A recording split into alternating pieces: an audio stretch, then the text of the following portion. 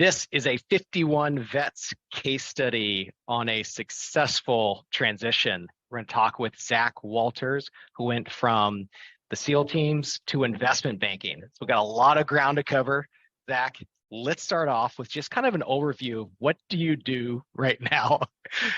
I am an associate at Black Arch Partners here in Charlotte, North Carolina. We are a middle market firm that helps, whether it's founder-owned businesses or privately owned businesses, transact, and founder-owned businesses transition their business to either strategic buyers or private equity companies. Cool. So let's rewind from investment banking back to your military experience. When did you get into the Navy? When did you enlist? And just kind of like a quick overview of your times in the teams. Yeah, I did a little over 10 years in the SEAL teams. I went enlisted. I had an undergrad in advertising and marketing from SCAD, Savannah College Art and Design, so an art school, which is interesting enough.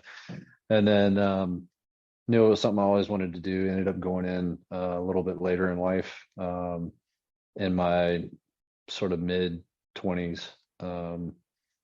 Enlisted, luckily got picked up quick because I was in decent enough shape, college educated, and didn't have a criminal background. So I depped out of Las Vegas, went to the West Coast SEAL teams, and was a sniper and a medic my career. And then my last deployment was point man, and then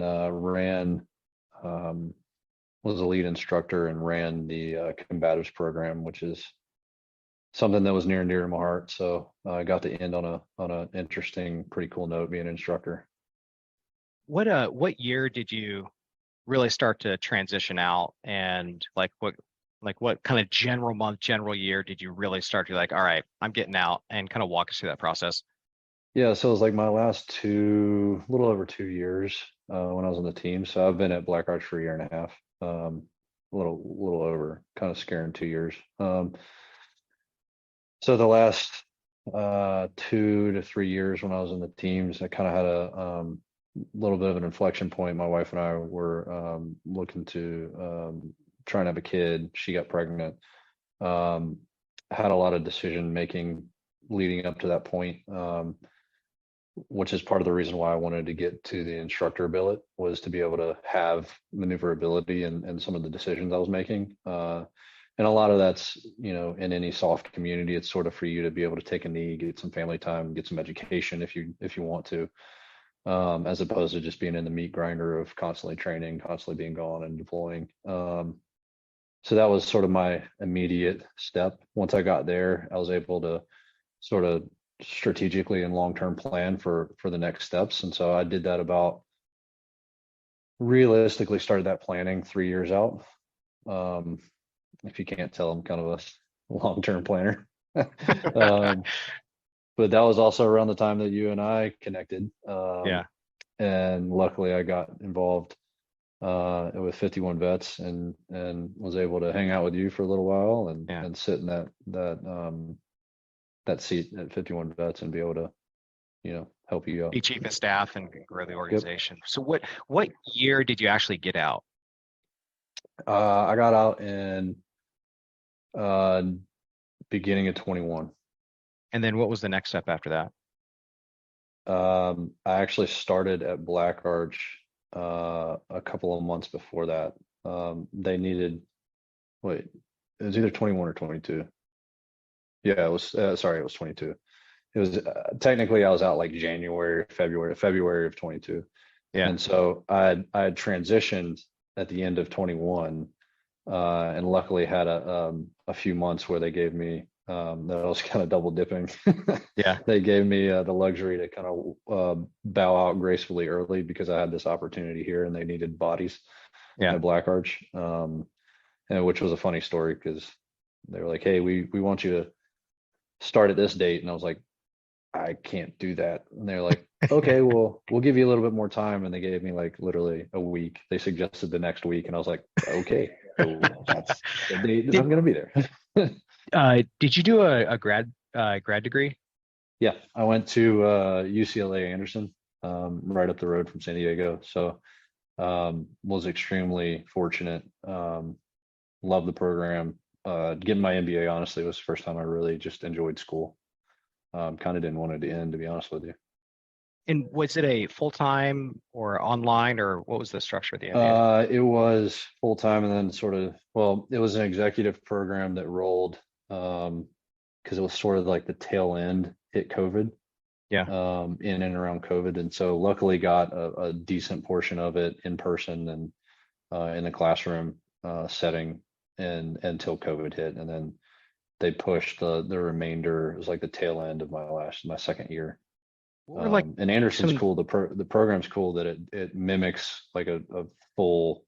The executive is very similar to their full MBA, just from a time frame and curriculum and everything. It's just it. I mean, like we had anesthesiologist for like Scripps, which was like a huge conglomerate of hospitals. We had like a Sony executive there. It was crazy the amount of people we were do, sitting do around. you think doing the executive MBA hurt you at all versus doing a full-time MBA? So I know a lot of guys are thinking about full-time versus No, executive weekend. personally, no, because I mean, on my MBA, I mean, on my certificate, it says MBA. Like, and Anderson's a unique program where the executive is ranked really high, um, because it mimics the full thing. Yeah. Um, When just from a classroom perspective, it's similar. It's just the only difference is you're around the people that you're sitting in class with are legit executives. And I thought that was honestly better just from a networking perspective. Um, and especially being of similar age, it just I I I preferred that versus sitting in like a full-time MBA with, you know, early 20-year-old individuals personally. yeah. So when you started to look for a job and MBA was wrapping up as well as you're getting out, um, what were kind of like the biggest hurdles or just kind of things that you really kind of made the transition potentially difficult? And kind of like what advice do you have for guys doing that? And then let's kind of go into the interviews for banking and just kind of how you got connected with Black Arch, any kind of tips around that. Yeah. Um, Honestly, the biggest hurdle is just exposure and a knowledge gap. I mean, you get an MBA, right? So it's sort of like it's an intro. It's just like it is what it is. You can go deep into, accounting and leadership and all this stuff, but like, from a finance perspective or finance perspective, however you want to say it, it's you sort of get introduced to ideas of where you want to go and what you want to do, right? And which is why 51 Vets is so awesome, is because the network within those areas is extremely strong. And there's no shortage of people that want to help you get up the learning curve of basically the language of finance. And it's that, I think, in and of itself takes a lot of time.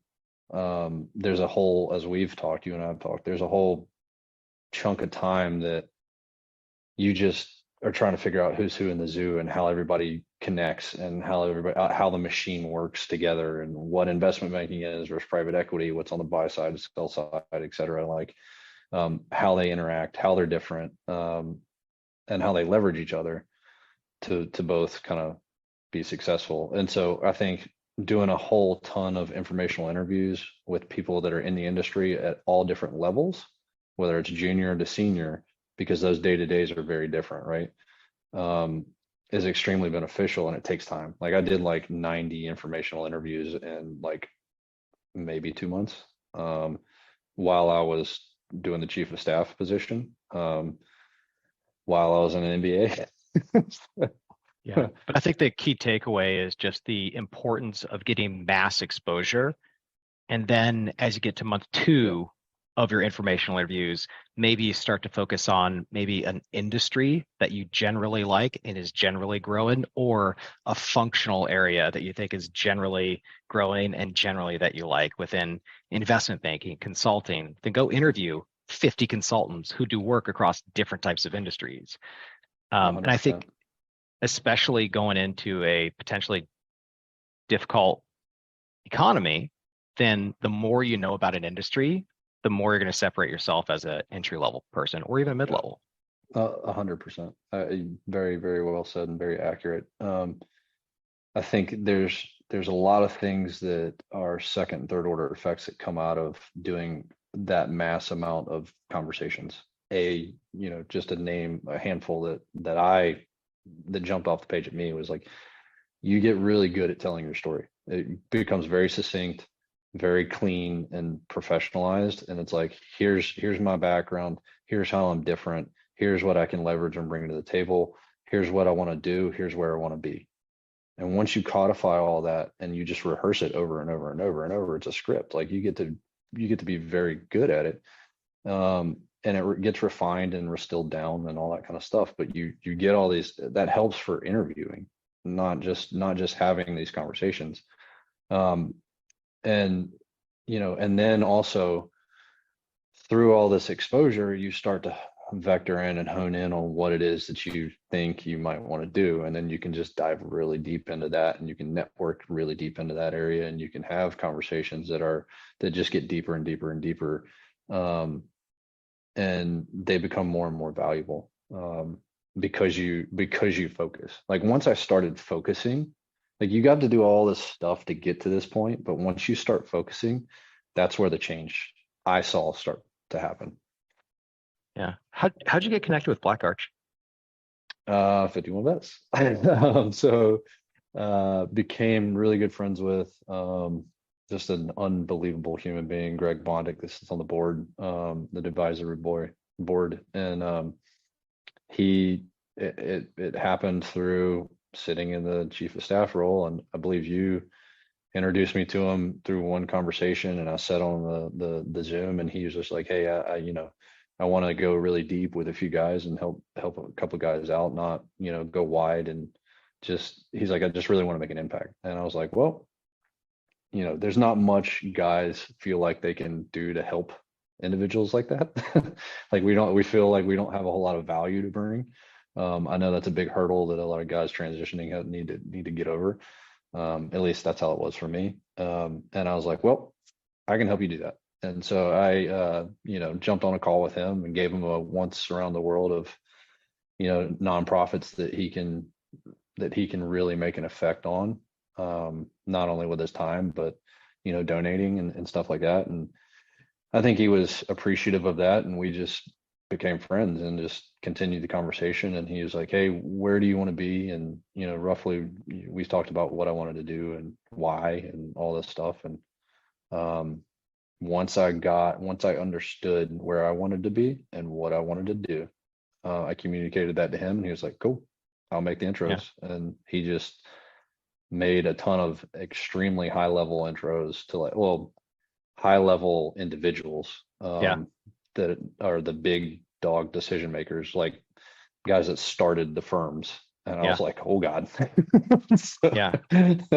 But that's, and then, like I've always said, that gets your foot in the door. That's not going to give you a job. You have to walk through that door. It just gets you a conversation. And so had some really great phone calls with some amazing people, and then went through like 8 interviews here at Black Arch and somehow convinced them to hire me. Everyone slips through the cracks. That's just my investment banking experience. I look back and like, man, I wouldn't have hired myself and did do that. I can barely add 2 + 2. But I think that there are a couple of key takeaways from that particular point around Greg. And that's number one,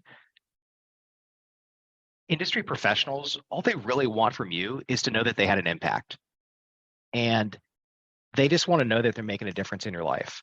So like, you don't need to worry about giving value to them. Just care about them, and we're if they do an introduction, let them know where that introduction went. If you had an interview, good or bad, let them know how that went. Like get them 100%. involved in your transition and create your own transition advisory board. So just like a company has a board of directors, just like our nonprofit has an advisory board and a board of directors, create an advisory board for your transition and identify what those different people add to your transition. You have your connectors who know everyone.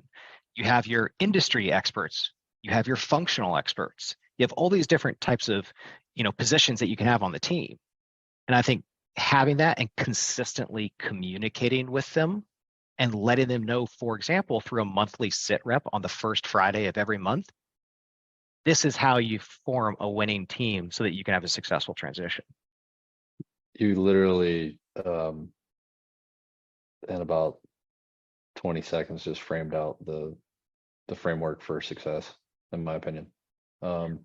That sit rep, man, I've told countless guys, like when you first told me about it, I was like, okay, yeah, sure. Like I had so many plates spinning in the air that I was like, man, that'd be a nice to have. I just don't have the bandwidth for it right now.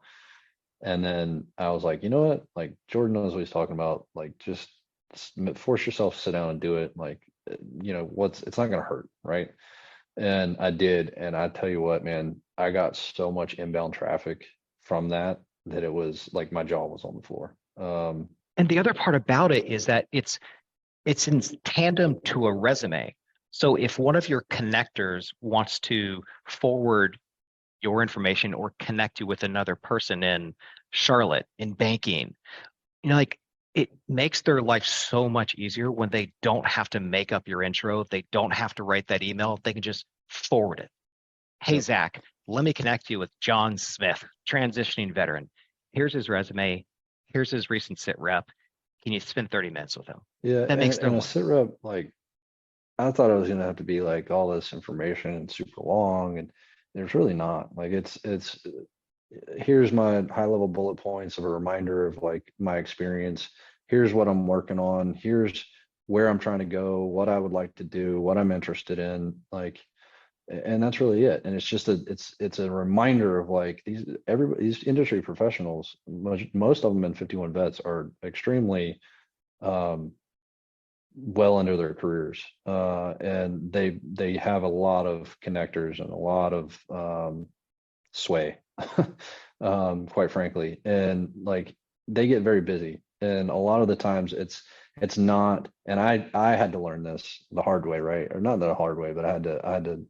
It was a big learning point for me, especially like other soft guys. Like you don't want to bother people.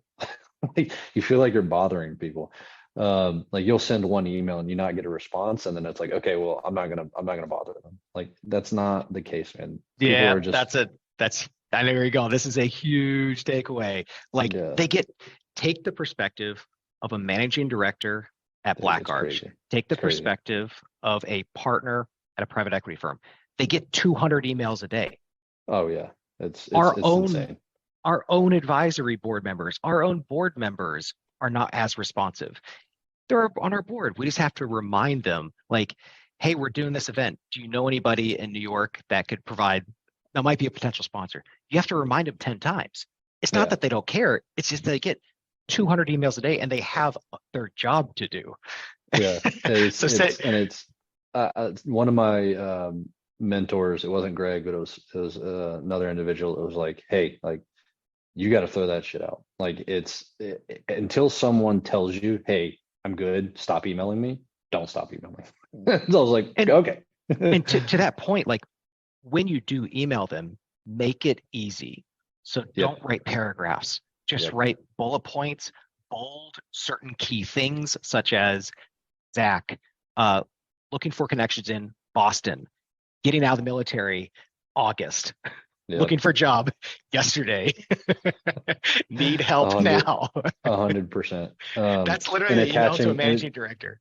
like you said, attaching your resume as opposed to like sending that to them having to take the time to say, hey, send me your resume, them waiting to get your resume back. Yes. Like just make it Make it push button easy. and easy.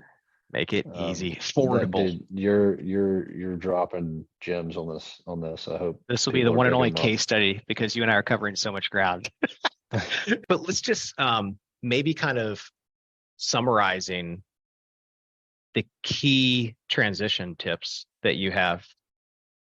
Um, I mean, a lot of them we've discussed. It's getting exposure, finding the direction you want to go in, um, and then distilling that. That's like the first step, and then constantly funneling down and getting very, very, very direct in where you want to be, what you want to do, and the reasons why. And then that way you can find those connectors, you can find those sort of power brokers or those people that can really move the needle for you, and provide that information to them and give them ammo to fight with. And it's essentially helping them help you. I'd say that's the I, biggest thing. that is probably the one biggest takeaway on how to get the most out of your network is help them help you. Keep it Yep. keep it simple and just make it easy to help you. Well, this is fantastic. We covered a ton of ground in this. And Awesome, man. thanks for being the chief of staff in the early days and getting this It thing was off an the honor, ground man. and being on the board of 51 One of vets. one of the best things that's ever happened to me for sure. So That's awesome, man. And for anyone who wants to know more about 51 Vets, go to 51vets.org to apply to become a member. Got to know somebody to apply, become a mentor. You can apply online or just connect with one of us. But this al- is also, I have conversations all the time, weekly, with guys that are transitioning, whether they're in 51 vets or not. You can always reach me at zach.w, as in Walters, zach.w at 51vets.org. I'm always here to help, man. That's fantastic. And 51 Vets is a 501c3 organization, been around since 2019. We have around 250 members, and we're really focused on helping transitioning vets like Zach from either those special operations communities or the aviation communities to get into some specific industries. Number one, finance. Number two, consulting. Number three, the technology space broader. And lastly, entrepreneurship. If you have any questions, feel free to reach out.